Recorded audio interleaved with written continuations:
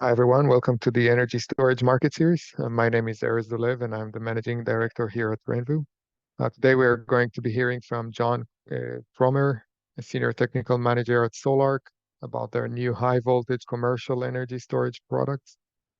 Before we dive in and while we're waiting for more people to join, I'd like to give a little background on RENVU, as well as some of the products and services we offer. You will also see that there is a poll active on your side. If you want to answer it, that will be great. We will share the results at the end. About RENVU, RENVU is a US-based solar equipment distributor. We have been in the industry for over a decade, and we currently have fulfillment facilities in California, New Jersey, and Texas. Our sales staff all have background within engineering or solar installation to provide you with the best sales and services. A few products quickly to spotlight here, and we'll share the links in the follow-up email after the webinar. We are receiving our Lumin Smart Panel this week. This is a great option to manage loads without the need to replace the main panel or to add a dedicated critical load panel with the ability to manage and monitor each circuit remotely if you want. Also, we received the new generation of Solis hybrid inverters last week, and we have 7.6 kilowatt, 10 kilowatt, and 11.4 kilowatt inverters ready to ship.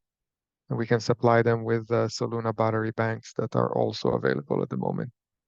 We carry home grid, Pites, and Fortress Power low voltage battery banks to go with the Sol-Ark inverters. And we have some great pricing on all of those. We're offering now 15 free Tigo optimizers and rapid shutdown devices with every Sol-Ark 15K or 12K you purchase from us. This is $800 value package, so take advantage of that. It's available until the end of October. We have 9 Q-Cells ESS systems left. They are coming with an inverter, 7.6 inverter, ATS, and 18.9 kilowatt battery bank. All that at 6,998.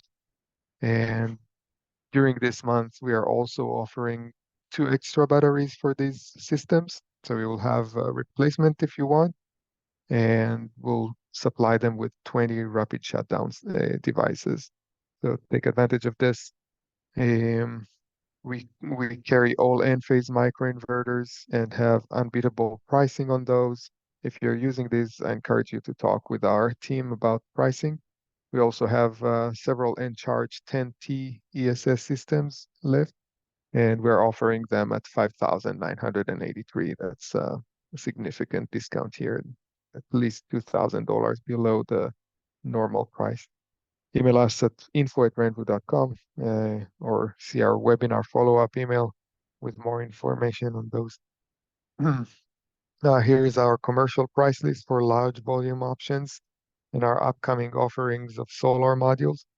For solar panels, we have many options, but by far the best value products on this list are Canadian Sol-Ark 395s, black on black, the Zenshine 550, and 405 black on black modules.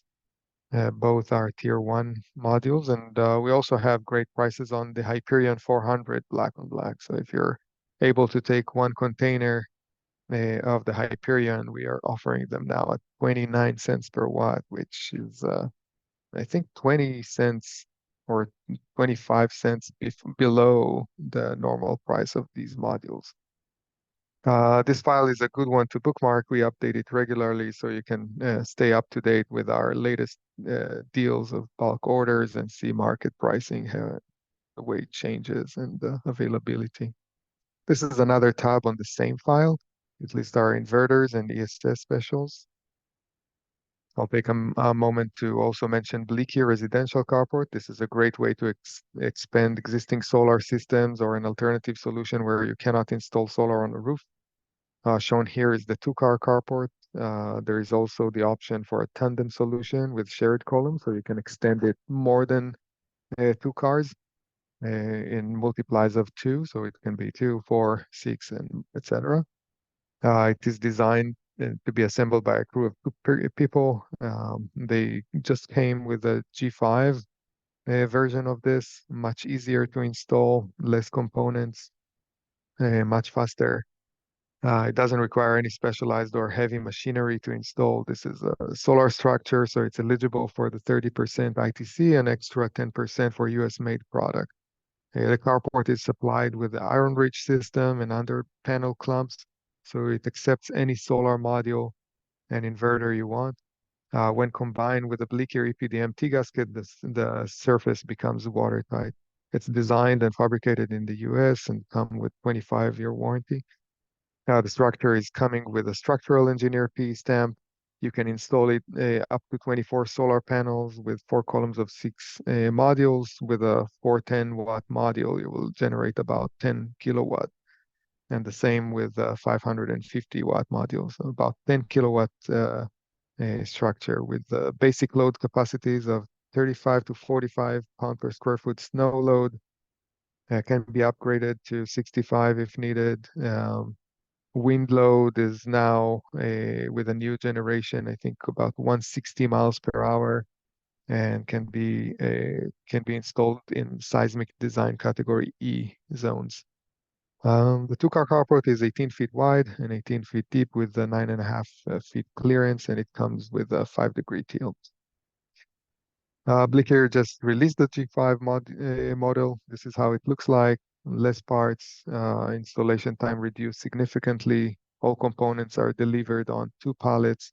You can find the 3D model on of the tandem carport and the standalone carport on the Blicker website.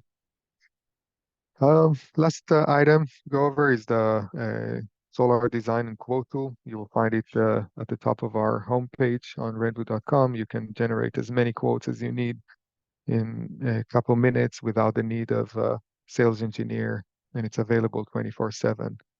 First, you select your system type, and then you will start choose the module that you want, configure your racking, wide range of options there, tilted, flat roof, ground mount, and carports. I'll select metal tilted roof, 2 arrays. First array with 7 modules in landscape, then 10 modules in portrait. On the second array, I will just throw 10 modules in landscape. Then I'll go and select black rails and black clumps. And I will also increase the span to 6 feet instead of 4 feet. We'll change the number of roof attachments. The system creates a sketch for the array, then choosing your inverter and also energy storage option if you like. I'll choose Sol-Ark here, 15K, and I'll choose home grid, 19.4 bank. Then I want also monitoring and rapid shutdown. Select the Tigo one. The last page, I can have some extra modules just in case I will need them in the future. And then some BOS and EV charger. At this point, you will get the bill of material listed with quantities and pricing. I can click generate a quote. There is a disclaimer here that I need to accept. And then this quote will be sent to my email and will show under my account, and I'll be able to change it, print it, send it to the sales engineer team. The nice thing about this tool is that you actually can play with pricing and see it updated on the left side while you're working with it, so you can change products that you're selecting to see how it affects your whole system price. Let's see. Okay. So if you have any questions about this product or about Fortress Power while John is presenting, please feel free to ask in the Q&A section. and we'll get to the questions at the end of the webinar or during the Q&A session. You can also email our sales team at info@renvu.com for more information and pricing. This webinar is being recorded, and we will send you a link in a follow-up email. We also have recordings of the previous webinars on the RENVU YouTube channel. Without further ado, I will hand it over to John.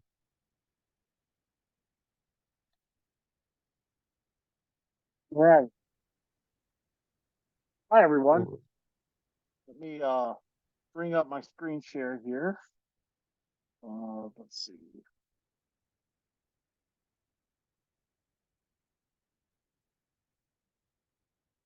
Great.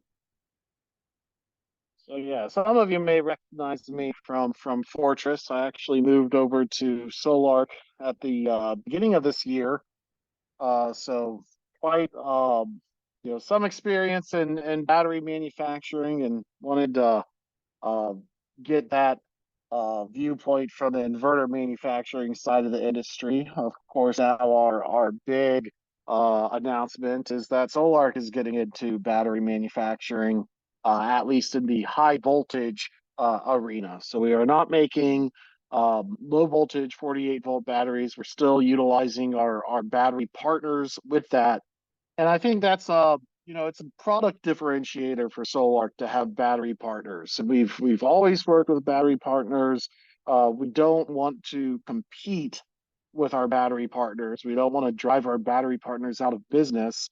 It's the same, right to repair mentality is the same mentality of don't lock yourself into any given platform, because what happens when you do so is the industry loses competitive pricing and product innovation when every single thing comes from one entity. So particularly for residential, being able to select, a better priced battery or a battery with a particularly unique warranty or feature set is important. However, with commercial, uh, the the the stakes are a lot higher, right? Because if worst case scenario, something goes wrong with residential power system and they don't have access to their backup power system or grid power. I mean, we don't want that to happen. That's counter to the mission of Sol-Ark, but ultimately, homeowners can go to a hotel. When a business loses power in that manner, there's large revenue on the line. Um, and with high voltage compared to 48 volt, with series wired batteries compared to parallel wired batteries, one thing going wrong is more likely to have a cascading impact. And so for quality control, and also high voltage batteries tend to be a little bit pricier than 48 volt batteries as well. So for competitive pricing and quality control for these very important commercial applications, we felt is important as a company to deliver a streamlined battery solution in this market segment. Now, the commercial market segment really interests me greatly because when I got into the solar industry in 2008, the commercial market segment had just become the largest market segment in the industry. So it had been slowly catching up to residential solar and had finally overtaken it in system size. And well, what happened in 2008? Federal tax credit was uncapped, and that meant you could go build $100 million utility scale solar farms and get $30 million tax credits. And so that kind of sucked the wind out of the larger commercial solar arrays. At the same time, net metering was expanding, but commercial solar is not really good for net metering because they have whereas energy charges are all of a residential electric bill, energy charges are typically half of a commercial electric bill, and the other half is variable peak charges sliced and diced one way or another, accompanied through a demand charge. And so when the energy component is only half your bill, that metering doesn't really help you out. And so the uncapping of the tax credit and the inability to really participate in net metering meant that the commercial solar market, fell further behind. And what's happening today is, even though the commercial market is still the smallest market segment out of residential, commercial, and utility scale, batteries are reversing that math, and all of a sudden, the more variable, the more extreme your demand charges or time of use charges, or just peak versus off peak charges are, the better it is for project economics. And really, we have to check ourselves as solar installers to not just, net to understand how net metering has changed the market and pushed a cover the rooftop with solar mentality. Well, now net metering is on decline and variable electric charges are on the rise. And really, it might mean that primarily we're no longer solar installers, that instead we are battery installers, with solar being an add on accessory that is usually part of the project, but may not need to be covering the entire roof, or may not need to be involved with the project at all. And so what I really like about the commercial market segment is that for the next year or two, even though commercial is still the smallest market segment, it's the fastest growing. So if you're in a state where solar is on the decline, if you're a contractor that is primarily targeted residential but has been thinking about getting into commercial, yeah, now's the time to do it, because the commercial market is growing, whereas in many parts of the country, the residential market is kind of stagnant, or even shrinking. So if you're interested in new growth opportunity, commercial market is where it's at. Now, Sol-Ark has a strong track record in whole home backup residential, both on grid and off grid. And we are bringing those feature sets that you find in our residential product line into the commercial market space. So often when you go into the commercial market space, your time of use controllers or your demand management controls, or your generator controls, those feature sets kind of get up and run away and then come back as additional fees. All of this is still included. What you get with a Sol-Ark residential hybrid inverter with a 15K, you get with a commercial inverter, those feature sets as well. And we'll talk more about that definitively. But to start out with, let's talk about some new ways to use Sol-Ark inverters that you may not have seen before. And the first is, there's a unique feature of our commercial inverters. Uh, our residential Sol-Ark inverter, the 15K, has had a 100 amp generator port that could also be used for AC coupling. On the commercial inverter, it's larger. It's 200 amps. It's the same size as the grid connection and load connection. And what that means is you can AC couple, so that gen port can be used for a generator, but it can also be used for AC coupling solar, and it could also be used for EV charging, or backup panels, additional panels, outdoor panels. Most commonly, it's used for AC coupled solar, and because it's oversized, that means you can AC couple solar arrays that are about twice as large as the inverter capacity itself. So in the past, with AC coupling, you had to kind of, if you wanted to use the AC coupled solar in a backup mode of operation, you'd had to kind of keep the solar array to be smaller than the battery inverter. With the Sol-Ark, because we had that dedicated and controlled and controllable gen port, which can use frequency shifting, turn off the AC coupled solar, but also, hard disconnect it if it had to. We can AC couple about twice as large solar on our inverter. So with a 30K 208 volt inverter, we can AC couple up to 54 kW per inverter. Of course, that parallel stacks up 12. And with our 480 volt 60K, you can AC couple up to 125 kW of AC solar inverter capability, parallel stacking up to 12, that's a 1.5 megawatt AC solar array. So if you want to AC couple a battery onto an existing solar array, even very large, megawatt size solar arrays, the commercial solar platform can accommodate. We do have a ground mount solution, a containerized solution coming out in mid 2024. We'll talk about that at the very end. And then last but not least, an overlooked value of Sol-Ark is that Gen port. If you're not doing AC coupling, if you're doing DC coupling, just linking the solar directly onto the inverter, great strategy.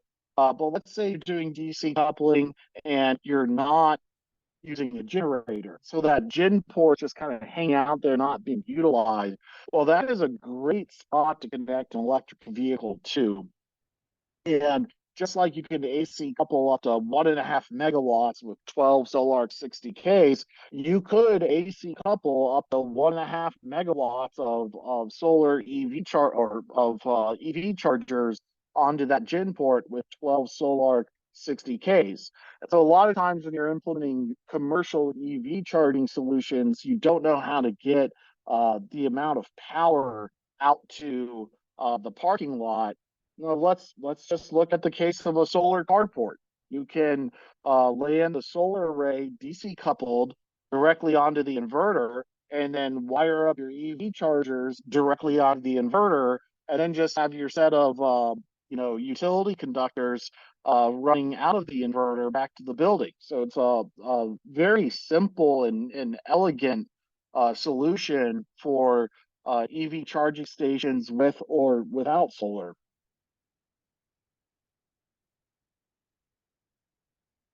So one advantage of using multiple hybrid inverters instead of larger, say, 125 kW inverter stacks is that you can still use kind of relay-driven contactors to control the grid connection and grid disconnection, which means the Sol-Ark inverter will provide seamless transfer from grid tied to backup mode of operation.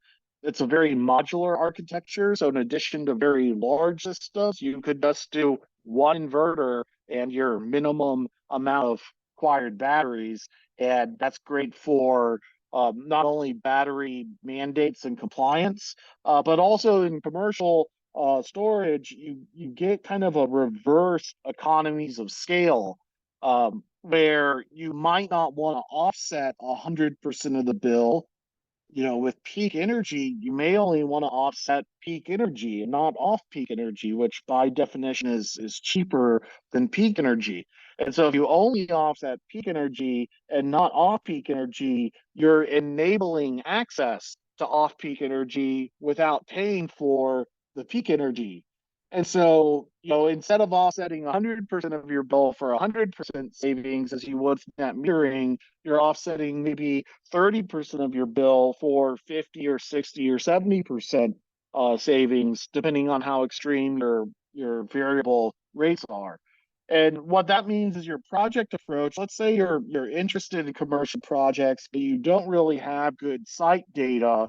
You can proceed confidently with a small system size, one or two inverters, one or two battery stacks, and that's going to be a cost-effective system for peak energy management. And by planting your flag in the ground and saying, I'm delivering the successful job site, even though I might have been able to do a site that's 2 or 3 times as big, you're collecting that site data and establishing yourself on site. So who's going to get that expansion project? You are. So you can go and do, one nice thing about a commercial line is that the batteries bank is no longer combined for the entire system. So on the 48-volt line, you have, a busing complexity on the DC side. And that also can impede system expansion. With a high voltage line, you're just, the batteries are wired up directly to each inverter rather than being combined together. So it's very easy to do system expansion. And it's, especially if you have a client that has multiple building locations, a very good strategy would be just to sell them a small system for all of their buildings. provide some backup resiliency and very good peak energy control, and then gather the data that you need to plan an expansion project the next year. So looking at some product differences between the 15K and the 30 and 60K, you have more solar ports. So instead of 6, you have 8. You have more solar MPPT. Instead of 3, you have 4. There are 2 battery ports like you'll find on the 15K. You still have the grid relay control or disconnect switch. Our SL14 load controller, which will be available next year, is also compatible with 208 3-phase systems, so you can do 208 3-phase load control. And then the one difference is that our GEN port is 200 amps rather than 100 amps, which enables those features we were just discussing. So you get some, there are some elegant strategies if you want to retrofit batteries onto existing solar. AC coupling is a great strategy. If you want to keep your rooftop strategy for your commercial installs, because maybe you like doing UL 3741 with SMA Sunny tricores or whatnot, you can keep doing that and just AC couple the solar array to the Sol-Ark system. Generally, it's better to locate the Sol-Ark inverters closer to the battery bank or point of interconnection rather than up on the rooftop. Of course, you could always do DC coupling and use that GEN port for something else. And then not to neglect the opportunities of battery only installations. And that could be expanding the site electrical service so that you can do EV charging without a service upgrade, or just pure economic, arbitrage plays for demand management or other kinds of rate structures. And so, of course, the Sol-Ark comes with a time of use controller and a demand management controller that is a 3-season controller that's capable of doing net metering 3.0 and demand management simultaneously. So you can program selling back to the grid, uh, any surplus energy, as well as avoiding those demand charges at the same time. We have a 5-year extended warranty option on all of our inverters, the 30K and 60K, as well as the 15K.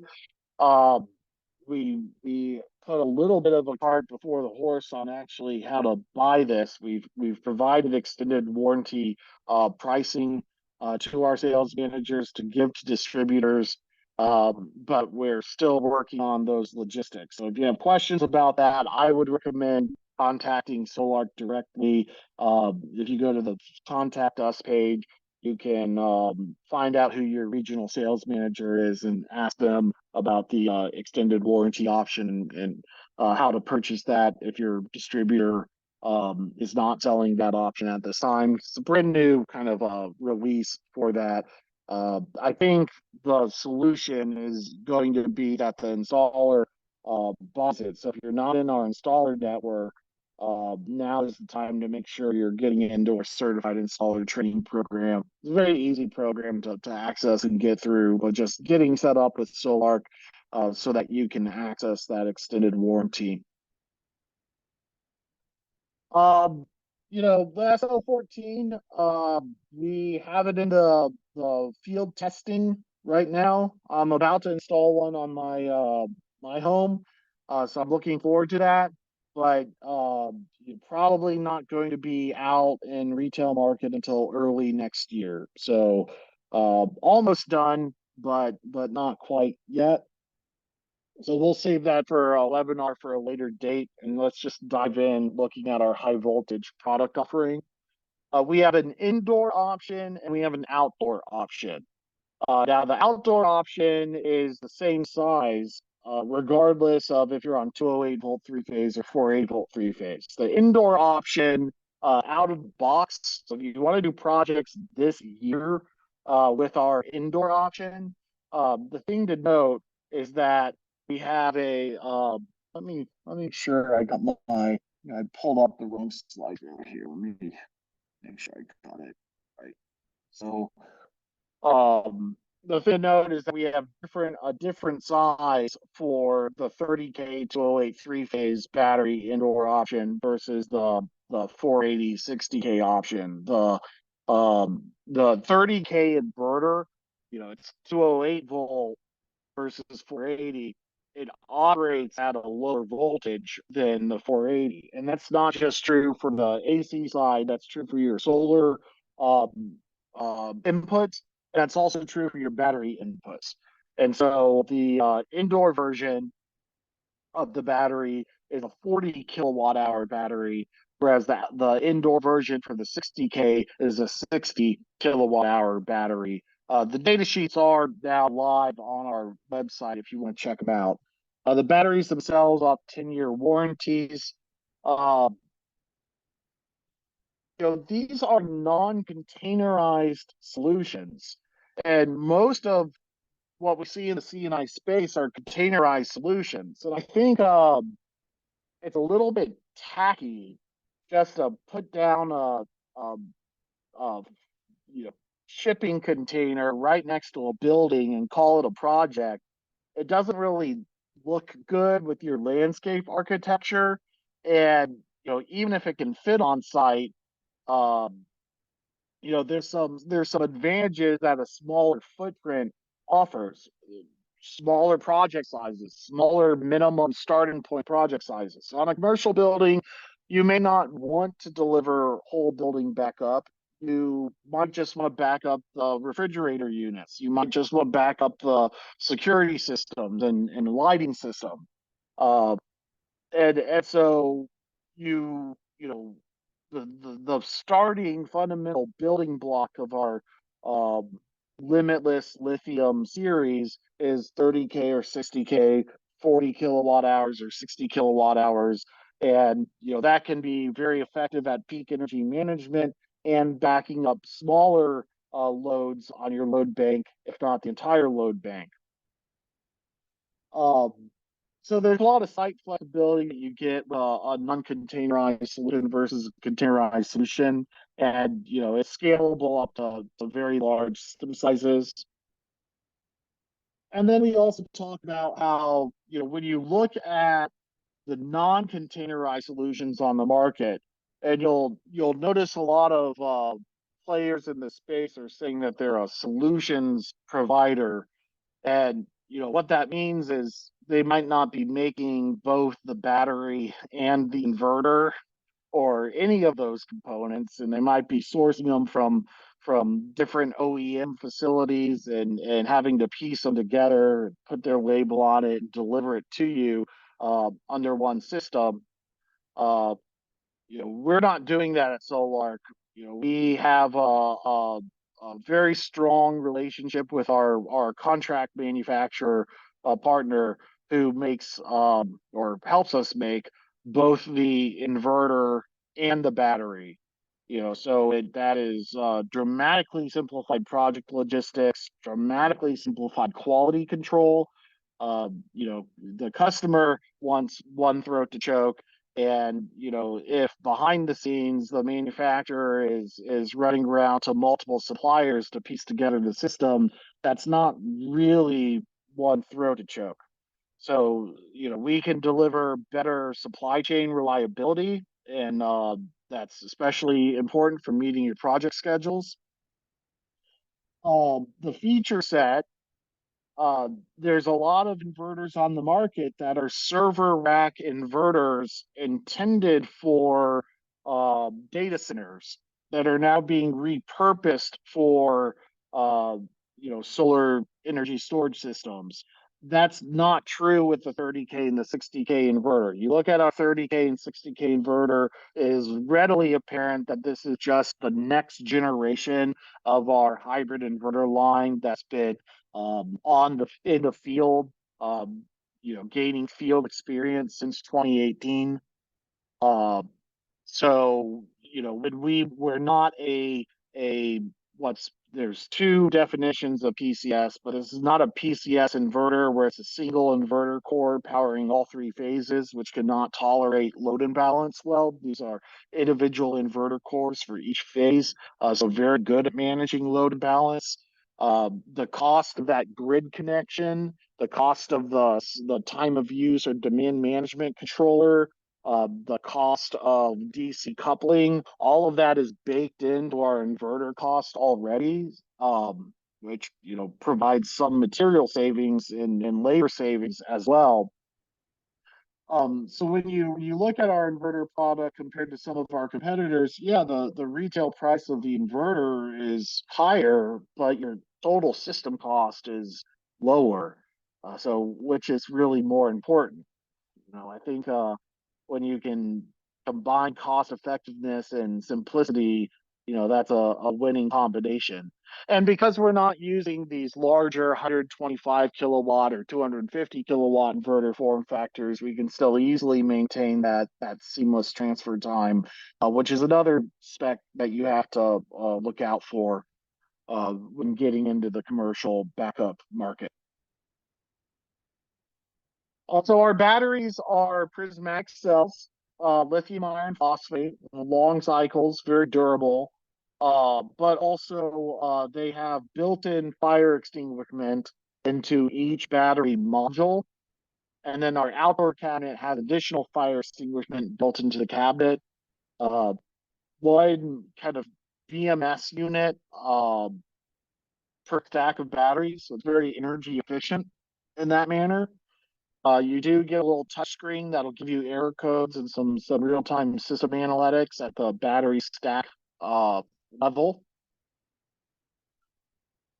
And then, again, the indoor version, we're going with a 40 kilowatt hour 8 stack for the 30K and a 60 kilowatt hour 12 stack for the 60K. These data sheets are available right now on our website. And what I would say is check back for updates, as all new products, the data sheet specs kind of start conservative and they get more expansive from there. So for example, our altitude rating is going to increase substantially from what's on the current data sheet. And also, we have confirmed that our indoor cabinets said they can do up to 6 battery cabinets per inverter, and that's actually going up to 16 battery cabinets per inverter. So you can get into 7 to 12 megawatt hours of batteries and indoors with the Sol-Ark platform. So go to our website for the latest and greatest data sheets. Now, the outdoor version is a little bit more constrained in its modularity. Still very modular, but more constrained than indoors. So for the outdoor version, we are only allowing up to 6 inverters in parallel with up to 6 battery cabinets per inverter. And the reason is next year, middle of next year is when we launch our containerized solution. And at that point, once you get beyond 6 inverters and 6 batteries per inverter, you're into a point where the containerized solutions make sense. Of course, it is difficult to put a shipping container inside. So, that's where, for our indoor option, which is not pre-assembled, that you walk everything indoors, is still very viable, large, and robust. Our outdoor option, which is pre-assembled, you can kind of forklift it from the front, forklift it from the sides, and kind of set it in place. Our outdoor option is pre-assembled, and once you get up to more than 6 inverters, more than 6 battery cabinets per inverter, that is when you will want to move towards our shipping container solution. So looking at our outdoor version spec, it includes a heat pump, which we also manufacture. So, very good single stream provider here. Our outdoor version, the ambient temperature range will be up to 131 degrees. Hopefully we don't get that hot with climate change and whatnot if we all do our jobs together. But up to extremely high temperature ambient and down to minus 22 Fahrenheit on the low end. your ambient temperatures, at which point you're going to want to move the batteries inside or into some even more insulated shelter. So IP55 cabin enclosure with air conditioning. You can kind of see one advantage of our cabinet over our competition is that we are just enclosing the batteries and battery components and taking advantage of that outdoor robustness of the Sol-Ark inverter itself. So you're only air conditioning the batteries, and that means a very efficient operation to keep those batteries, happy and healthy, but also not wasting energy with your temperature controls. So we have a very modular solution for both indoor and outdoor. Outdoor a little bit smaller, indoor a little bit larger. Um, but in any event, fully capable of handling up to megawatt hours of battery banks, up to very large solar arrays, large DC coupled, even larger AC coupled, as well as providing that seamless battery backup capability if you so choose. Oh, and these do have the 200 amp pass-through capability, which does increase with paralleled inverters. So if you have 400 amp service, you do two inverters, you get 400 amp pass-through, and you have 800 amp service or 1200 amp service, you can do, four inverters or six inverters and get there. Although at that point, it does make sense to even tack on additional inverters for a little bit of redundancy. So if you go to our website, you'll get our latest and greatest data sheets for these products. The UL 9540 and 9540A are completed uh, at the time that these batteries are shipping. So they're going to arrive here. The indoor versions start to arrive in early November. That is when we anticipate the certificate being issued for 9540. And then the outdoor version arrives late December, and the certificate for that being issued around that same time frame. So go to our website. You can find these data sheets. So let's talk about pricing information. The indoor cabinet, the MSRP pricing is 50 cents a watt hour or $500 a kilowatt hour for the battery cabinet. That does not include the inverter. It's just for the battery cabinet itself. The outdoor version is 65 cents a watt hour, $650 a kilowatt hour. And then we work with our distributors to provide distributor level pricing to accommodate installer programs with different volume discounts differentiated for not just minimum order quantities, but also for stocking orders versus drop shipping orders. So there is plenty of pricing flexibility beneath the MSRP level for you. And another great thing about the system is, talk about not wanting to have customers be guinea pigs, and that's counterbalanced with there's no way to test every single configuration and application that your very creative installers can dream up. Um, not only is it evident that our inverter is just built on the lessons learned and experience and a continuation of our existing product line, rather than being a completely different inverter with completely different operating software, completely different internal hardware. But also, we have over 2,000 of these systems already in the field outside the United States. And so you're not going to be a guinea pig with our commercial product line, even though it is a new product line to the US. So that should make you feel very confident that we deliver great pricing and great reliability so that your initial high voltage commercial projects are successful and not tied up by project logistics or budget constraints or you know unknown knowns that have to be fixed at a later point. And then our Mega Ark product is a containerized solution. This is coming mid 2024, and it starts at a 500 kilowatt, 1 megawatt hour form factor. So if you are forming relationships with electric cooperatives and looking at doing battery backup at the distribution level, or looking at some larger facility projects, it may be good to start penciling in this product, although it is not our focus of attention over the next few months. So anticipate more information on that, and that comes just like our non-containerized cabinets comes with built-in fire suppression and climate control and the like.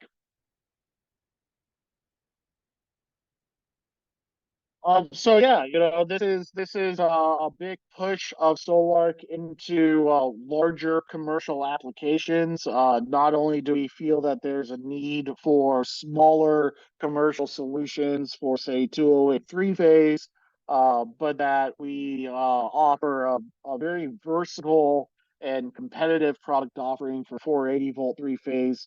Um, you can fit it into your existing rooftop solar strategy or really get into DC coupling and provide a lower project budget when you understand that um, as well. Um, some other product updates. We continued our transition away from PowerView over to My Sol-Ark, which will enable us to, work on expanded feature sets and more kind of consumer-friendly interfaces. So stay tuned on that. Um, and then, we'll stick around for questions. We do still have high voltage battery options. So sometimes our battery partners might deliver longer warranties or EMP hardening or stackable batteries. Based on feature set, it might be, or your relationships, still might be a reason to stick with our battery partners. Although we think that for your mainstream projects, where you want project simplicity and good pricing and kind of all under one umbrella, that you'll find you'll gravitate towards our high voltage battery solution. So that really expands the applications that you're thinking about with Sol-Ark into a large swath of C&I applications, and I think that the story of Sol-Ark and our product leadership in the hybrid market is not told enough. When it comes to looking at high ampacity grid pass through, integrated uh, uh, simple controls for time of use and demand management, integrated disconnects and breakers and wiring compartments, large form factor inverters that can deliver whole building backup. None of those feature sets existed in the hybrid inverter market before Sol-Ark. So now we have Wood and McKinsey, how they would differentiate on residential markets between microinverters and DC optimizers and string inverters.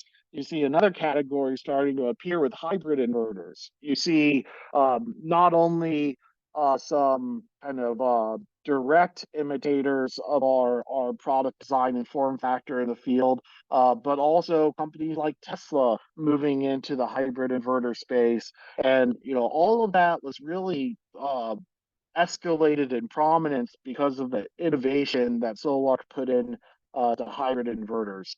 Our Texas headquarters continues to expand.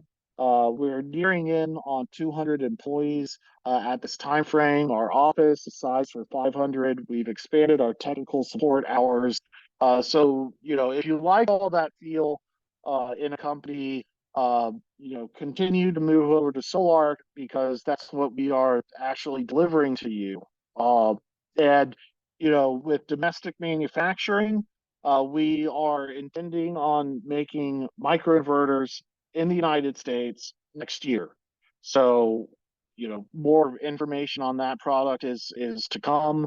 But we are not, blind to desire to see more domestic manufacturing inside the United States, and that is where we are going to take our first step to capitalize on those IRA incentives. So, we really appreciate our installers. If you're not in our installer network, go to our website, reach out to your regional sales manager, uh, figure out that program, get into it because it's going to become increasingly important. And with that, I'm going to stick around to some questions. So, looking at some Q&A, uh, would a high voltage option be available for single phase? We're only doing high voltage for commercial. We feel like there's a commercial need for a vertically integrated solution that is more critical than residential low voltage. And, out of a service to our battery partners, and also a service to the industry that prefers product choice and competition. We're not trying to close that window uh, on our residential product line. Does the 30K work on 480 or just 208? It's just 208. Please consider adding high voltage capability to 12 and 15K. I understand what, the desire to move into high voltage at the residential level. But with low voltage, 48 kilowatts can scale up to, 100K very well. Paralleled wiring, yeah, the bus bar solutions can be a little problematic, although, Blue Sea makes some great bus bars that you can put in a wiring trough, so it's really not terribly difficult once you get experienced. Yeah, using that thick gauge wire is annoying, but parallel batteries offer some redundancy uh, in system operability. So I think that we're moving into high voltage for commercial and kind of sticking with 48 volt in residential, um, and just capitalizing on our field tested products rather than trying to deliver less tested new products into that space. Uh, would the generator port be bidirectional EV chargers? So vehicle to grid and vehicle to home functionality, I would just be careful with that. We do allow some bidirectionality with our generator port because you can AC couple. So that generator port is fully capable of backfeeding the grid and also providing power to the load in a grid tied mode of operation. So you can do a vehicle to grid or vehicle to home. The issue becomes, well, how much testing and compatibility has been done on each specific vehicle to grid or vehicle home charger? Because with AC coupled solar, the solar inverter is grid following, and it follows grid forming inverter. A lot of vehicle to grid vehicle EV chargers are grid forming, and you have that conundrum of having two, master inverters trying to generate signal on the same backup. So particularly in vehicle to home backup application, it becomes a little bit naughty. And I would say that more of a simple EV charger that charges from the on-site solar and charges from the on-site battery is a higher success rate than trying to have it all uh, in 2023. I think the industry as a whole is going to get a lot smarter about that um, in years to come. So, how are you addressing electric code issues with batteries being over 50 volts inside a building? I think RENVU is going to answer that. Uh, do you want to chime in on that? Oh no, I just marked it as I'm helping you to clean the list, so you can answer. Yeah. Uh, I mean, there 705 or 706 is governed, for high voltage batteries inside building. I'm not, you got 9540, 9540A. Generally, you get into not 50 volts, but maybe 50 kilowatt hours. And so for battery size, we're accommodating that with fire extinguishment being built into the battery modules. Um, but in terms of building code putting these incredibly restrictive constraints onto battery sizing and local jurisdictions, there are jurisdictions that are flat out not allowing any batteries inside the building, period, at the residential level. I think it's a shame because I think that that's why we have UL listed products and regulations, and particularly the 48-volt battery market is kind of catching the rap for um, you know poor manufacturing procedures of years past, particularly in the high voltage market, and also, um, you know, consumer electronics that use lithium batteries that are not stationary batteries, like scooters and bikes and whatnot, that do not are not subject to as intense regulation. We have to remember that EVs that park inside the garage have 80 kilowatt hour battery banks, and you look at the energy density of propane tanks and gas generators that are nestled into our homes. Those have a far higher energy content than batteries. So, I regulations. That's at least Sol-Ark is a large enough company where we can go get our product listings, but they're especially with minimum battery or maximum battery base sizes for residential in an FBA 55. I think those requirements were thrown on a wall for very little justification. And I mean, some homes use more than 40 kilowatt hours of storage or even 80 kilowatt hours of storage a day. And where's the health and safety concern over the right to store backup power on site? I mean, you have California throwing out generators, gas generators on site, and having rolling brownouts, and then now we have regulations that say, well, you can't even store a day's worth of energy inside the home. Those are issues that we all have to solve together.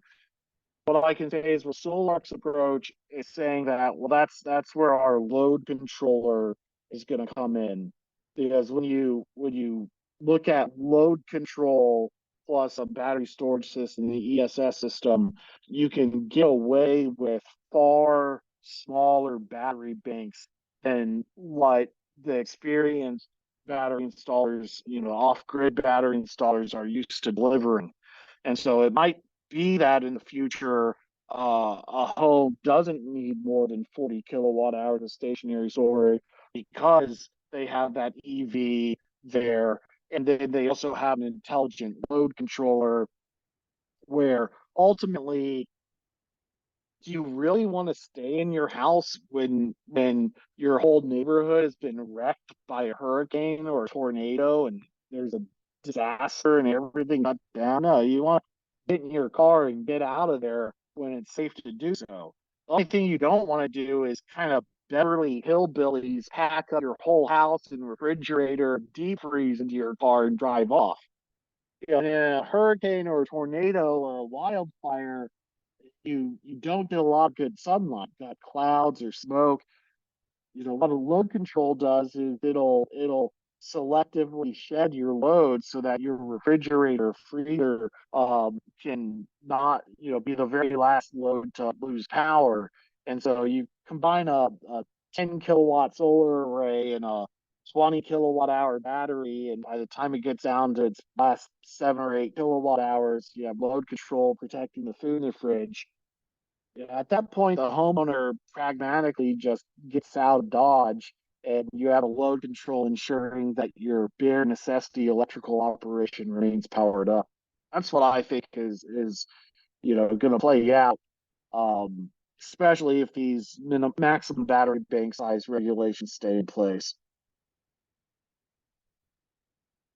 So any chance you'll bump the PV VOC maximum to 600 volts up from 500, it would make Sol-Ark retrofit so much easier to connect to pre-existing 600 volt PV strings. And yeah, I believe me, I advocate for that inside the company. But also, I understand where you come from as a solar contractor and solar system designer, but we have to remember what is the basis for those 600 volt strings. And the basis for those 600 volt strings is all of the power from that solar array is going directly into the grid. And if the grid is down, none of that power is utilized. And so we have to remember the electric grid is like the size of the mighty Mississippi River, and a home backup system is a small creek comparatively. And so what happens when you try and force that 600 voltage, into, what will be a lower voltage battery bank one way or another, when you only have a creek instead of a gigantic river worth of electrical capacity. What happens is the voltage in your system begins to climb, and that can bleed over and damage your system electronics and your battery electronics, BMS electronics. So the while if you are familiar with Sol-Ark documentation of years past, you will see that really there's the not to exceed voltage at 550 volts, but there are edge cases where if you're at 540 volts or 530 volts, that you could still get voltage climb on your DC bus, and depending on the battery you use, that can result in system damage. If you're doing your temperature calculations and you're looking at the coldest temperature on record and what the system voltage will be at, and that's like 510 or 515 volts, in all likelihood your system's going to be just fine. So often we kind of err on being a little too conservative because we know that a lot of installers aren't doing that math. And so that says, well, we have a maximum system limit of 500 volts. Um, we will not be expanding to a 600 volt limit, at least until we get more familiarity with the DC optimizer product line. At which point you're already taking the modules off and putting them back on again anyway. Um, so there's a little difficulty with that. But I would say, it, the challenges of getting all the way up to 600 volts is a challenge that is not encountered in solar only installs, and is a challenge that is now encountered in battery backup installs, and manufacturers who are not being as conservative in their spec as Sol-Ark is might be setting you up for some heartbreak down the road and making your systems less reliable, not more reliable. And that's counter to our mission at Sol-Ark. So the short of it is, the system needs to operate below 500 volts, even in cold weather environment. And, our systems will turn off if that voltage climbs above 500 volts. to protect the batteries in a backup mode operation. And so if you do your temperature calcs and you realize that your open circuit voltage is closer to 515, you know, your system's never going to approach that level, and pragmatically you'll be fine. That usually results in about 8 modules per circuit rather than say 7, which is a little more awkward of a number.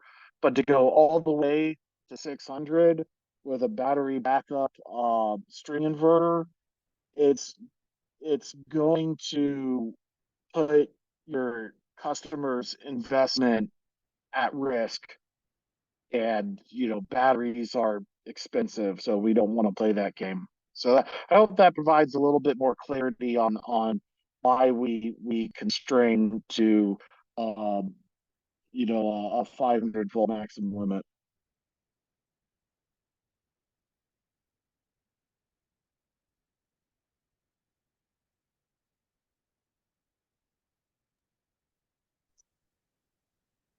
Don, do you see any other questions that you want to answer on that list? The uh I Okay, now I'm going back into this other.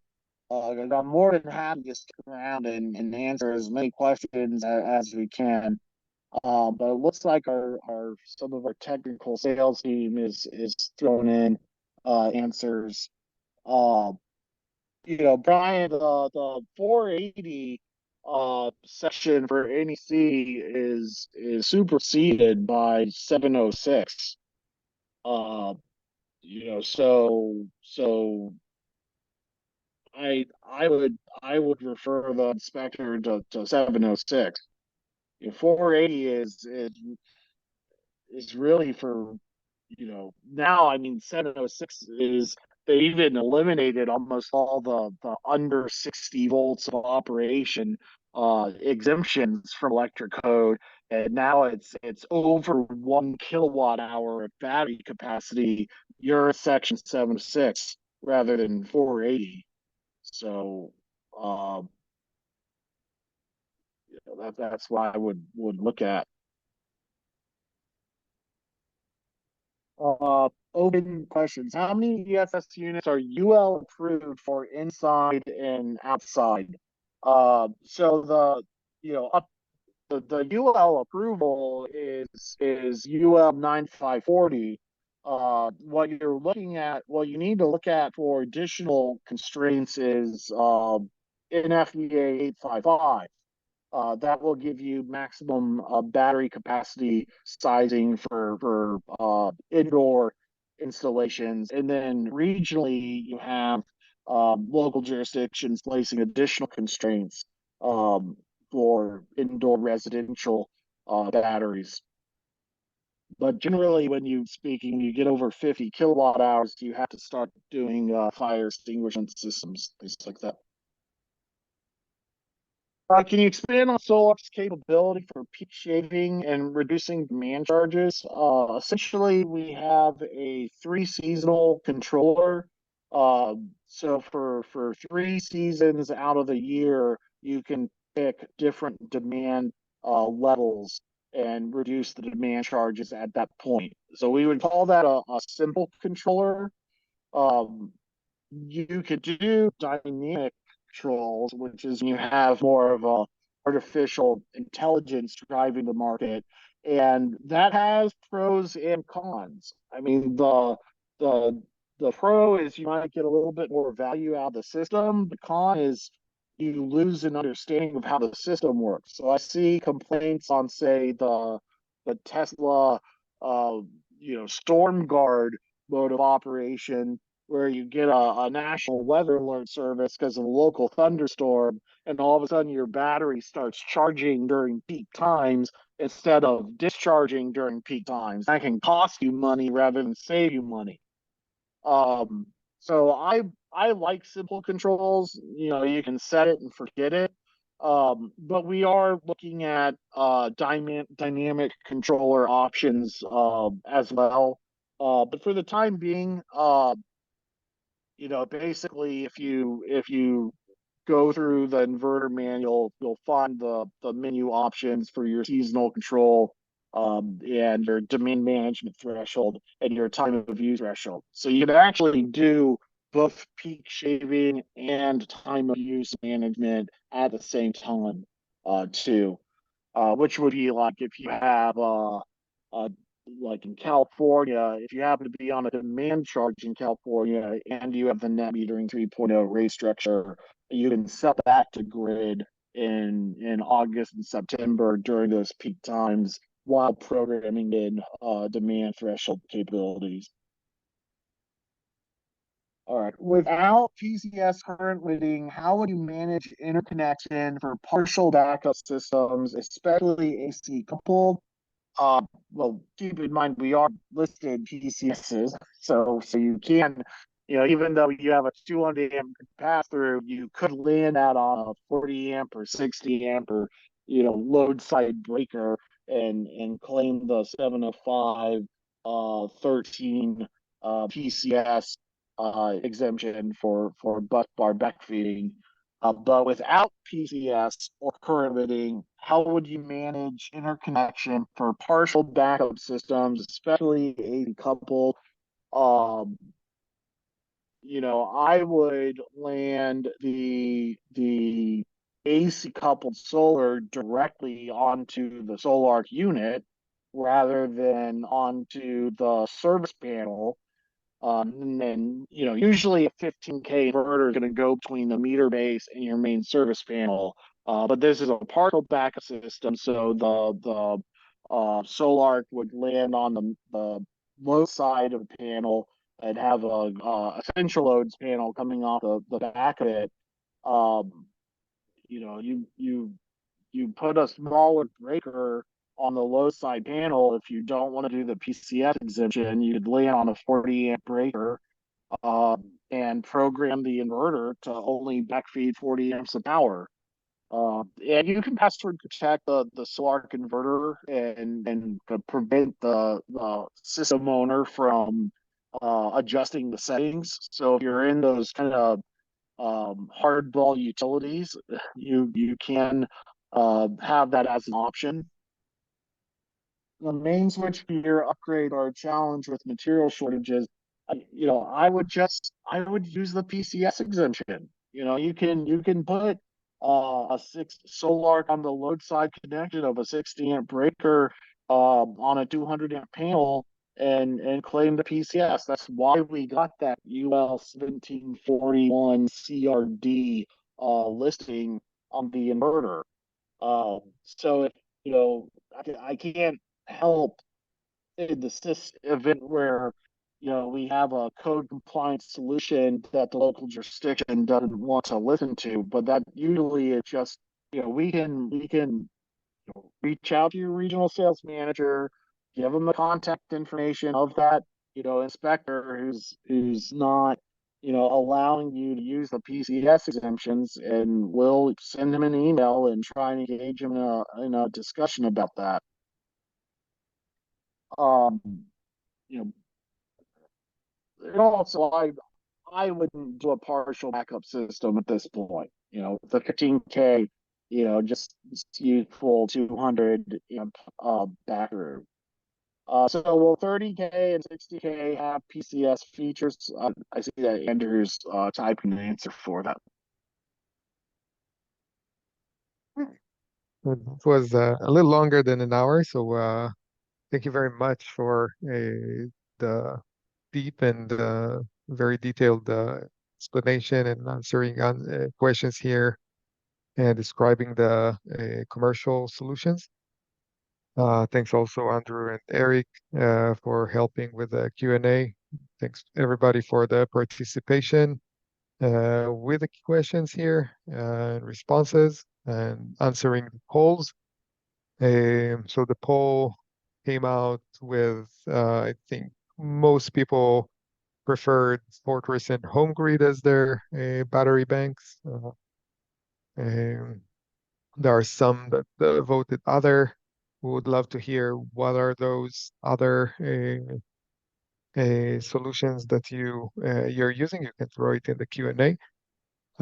Second question was about your business focus in 2024. Majority said residential solar plus storage, and then second place was CNI and storage. So absolutely, storage is going to be the focus in 2024. Um, and then CNI will probably be the default given the drop uh, in other residential solar volumes. So thanks for answering those polls. Let's see. Question here about the recording. Yes, the webinar is being recorded. We will certainly share the recording probably tomorrow after editing it a little bit. We will send you an email with all the materials that we spoke about here and um, some information about promotions for the participants, some good things that worth using, some gift cards and uh,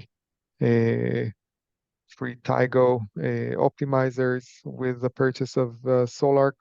So worth checking those. We will also have it as a podcast if you want to listen or share with your team. That's it. Thank you very much, John, and all the other Sol-Ark team. Thank you, guys, for participating here today, and we'll see you next time. Have a good week.